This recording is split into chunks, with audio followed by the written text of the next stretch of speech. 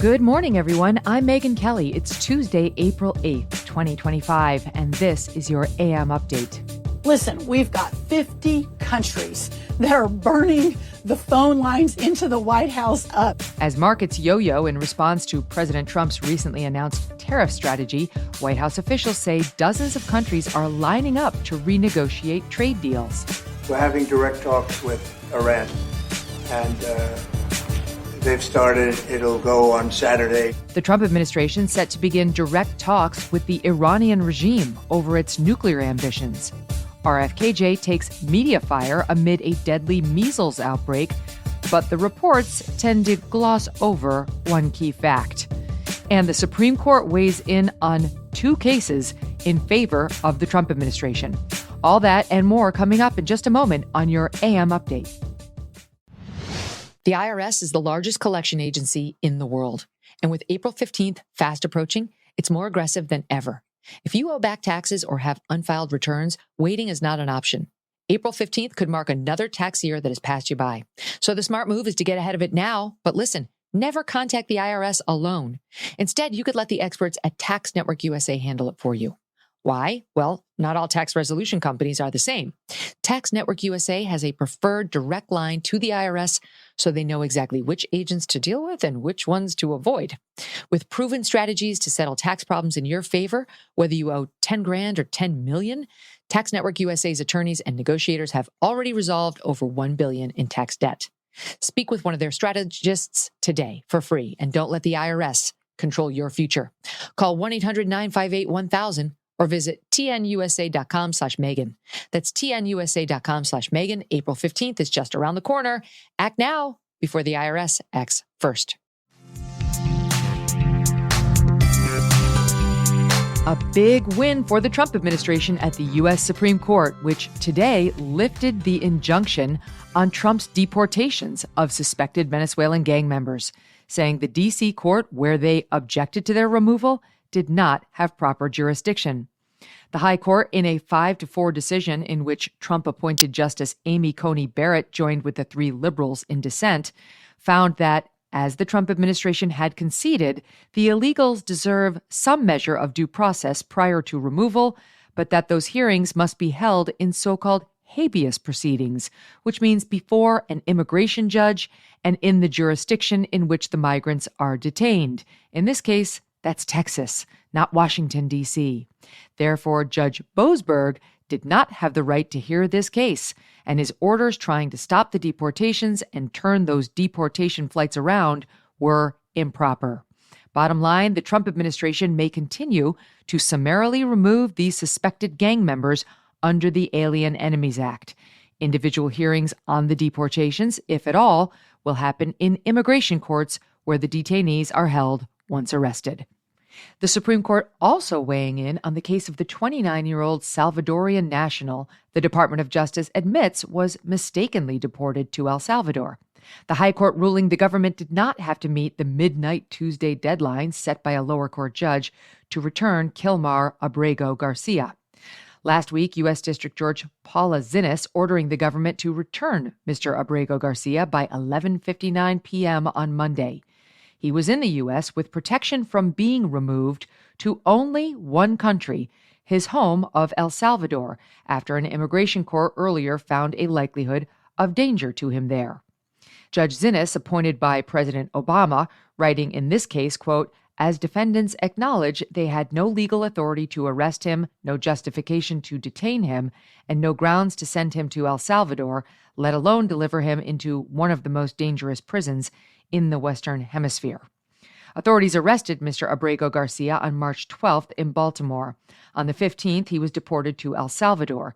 He could have been deported elsewhere, just not to El Salvador, given the removal protection he received. ICE officials say Mr. Abrego Garcia was inadvertently included on a flight manifest that should have only included people cleared for deportation to El Salvador. The Trump administration maintains Mr. Abrego Garcia is a gang member. In fact, 2 immigration courts have found evidence to support that. DHS spokeswoman Tricia McLaughlin telling CNN, quote, "Whether he is in El Salvador or a detention facility in the U.S., he should be locked up." The Supreme Court's Monday decision does not settle the underlying dispute, whether Mr. Abrego Garcia has a right to additional due process before he's deported from the U.S. That battle will play out in the lower courts. Monday markets swinging wildly throughout the day in response to President Trump's tariff plans. Markets opening to sharp declines, then surging after a false report suggesting Trump would pause his tariffs. The short-lived rally collapsing soon after the White House called the story fake news.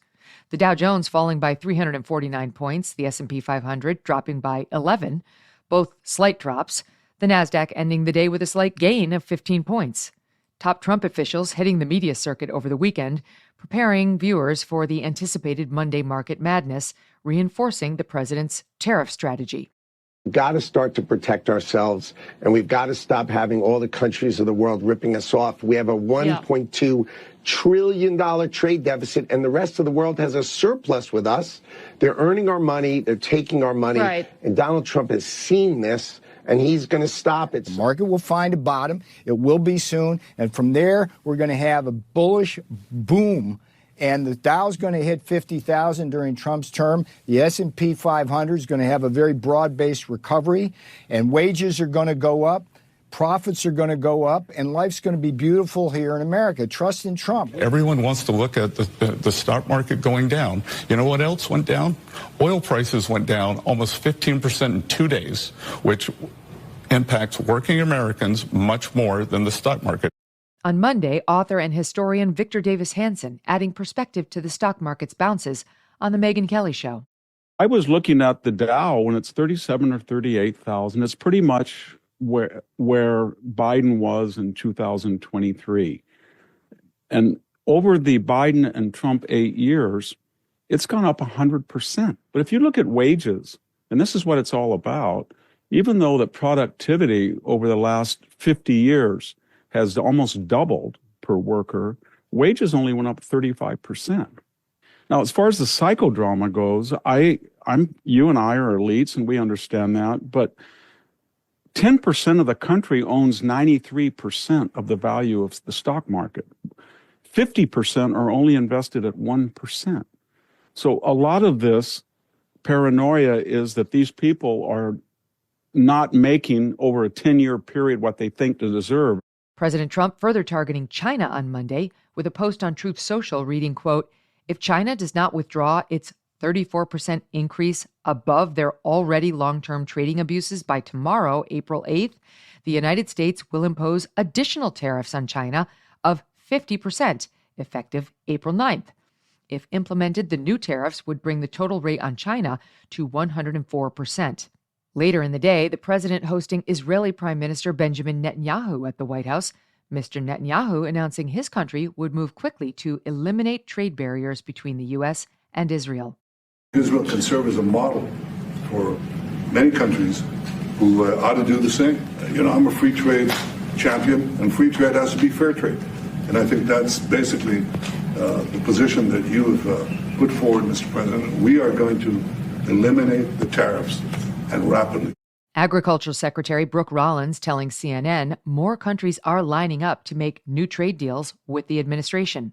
Listen, we've got 50 countries that are burning the phone lines into the White House up, and probably the president's cell phone as well, and probably Howard Lutnick's as well. Right now, we're 2 business days into this new American order, so I think we have a lot to be determined, but the president is resolute in his focus, in his boldness, in his fearlessness, and in his relentlessness to ensure that we're putting America first by using these tariffs along with deregulation, cutting taxes, energy dominance. Eric Trump posting on X last week, quote, "I wouldn't want to be the last country that tries to negotiate a trade deal with Donald Trump.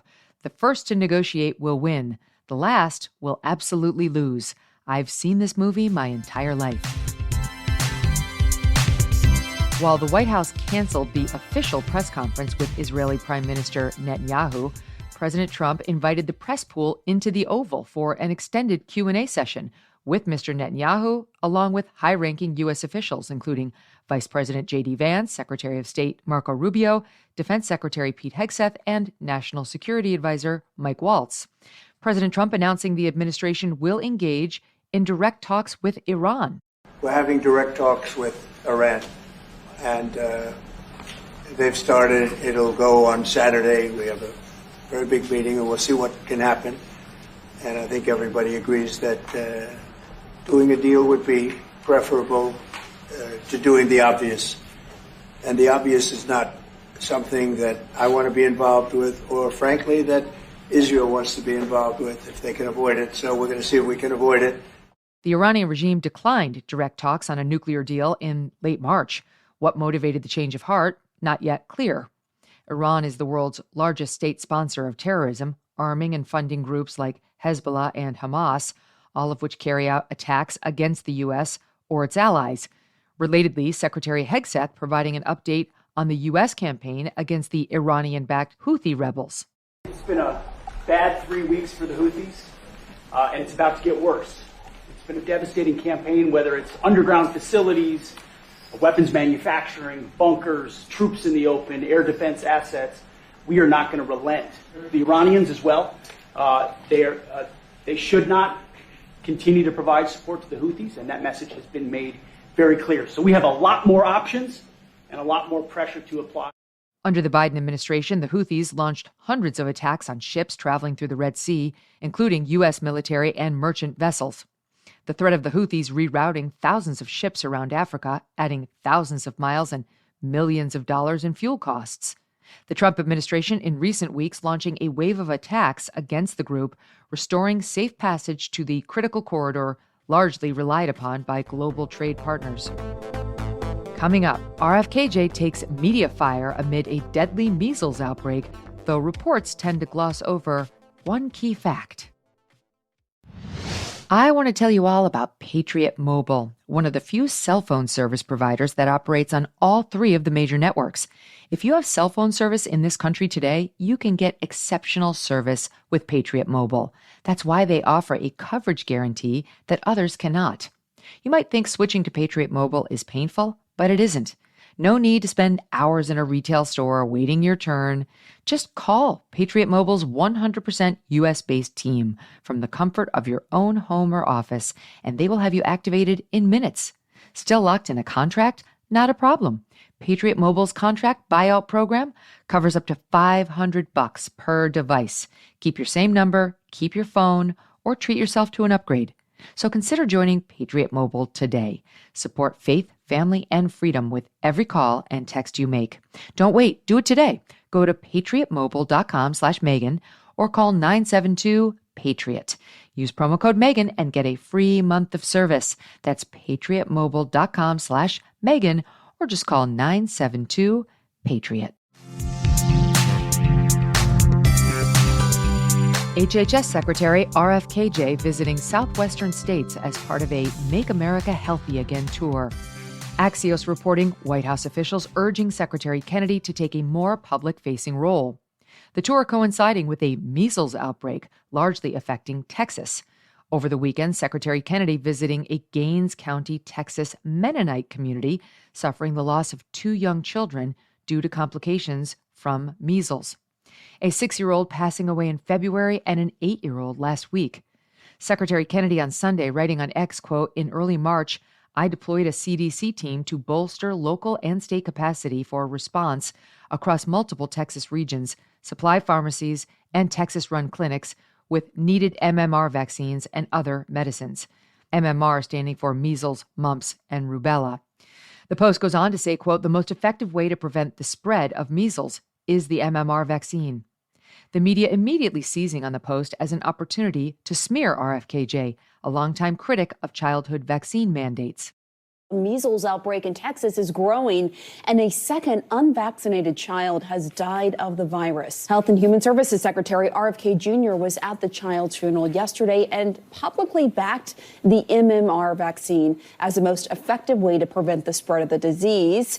Of course, that is raising the question, though, why did he wait until now to do that? That was his most direct statement yet, as someone who in the past has been a vaccine skeptic. You know, it's amazing that the lead lead of a lot of our news headlines on this, our top health official says that the MMR vaccine is effective. I mean, that's just sort of like, that shouldn't be news, but it is news when it's RFK Jr. saying it.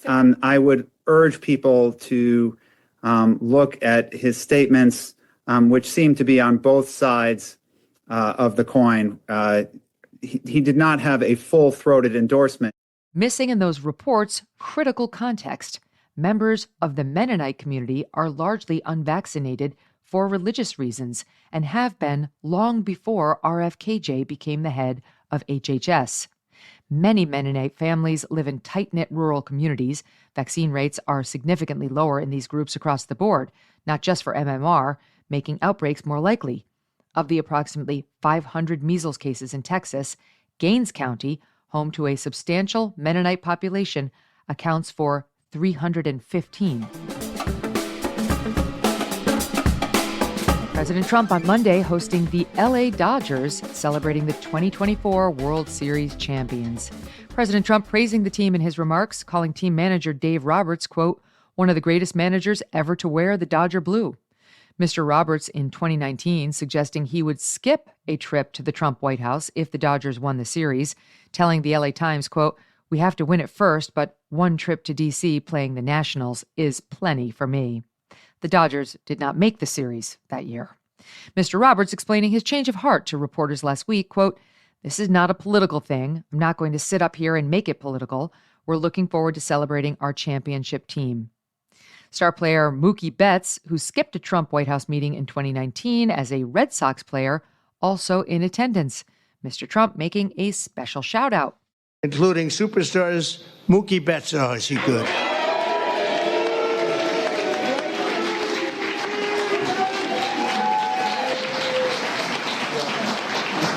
Good looking. Mookie, that guy can play, can't he? I mean, unbelievable. You really, Mookie is, I've been watching it. I don't want to say I watched him when he was on Boston, but I did. I didn't think that was a particularly good trade when they made it, and I happened to be right. The only player not in attendance, first baseman Freddie Freeman, absent due to an ankle sprain. And that'll do it for your AM update. I'm Megyn Kelly. Join me back here for the Megyn Kelly Show, live on SiriusXM Triumph Channel 111 at noon East, on youtube.com/Megyn Kelly, and on all podcast platforms.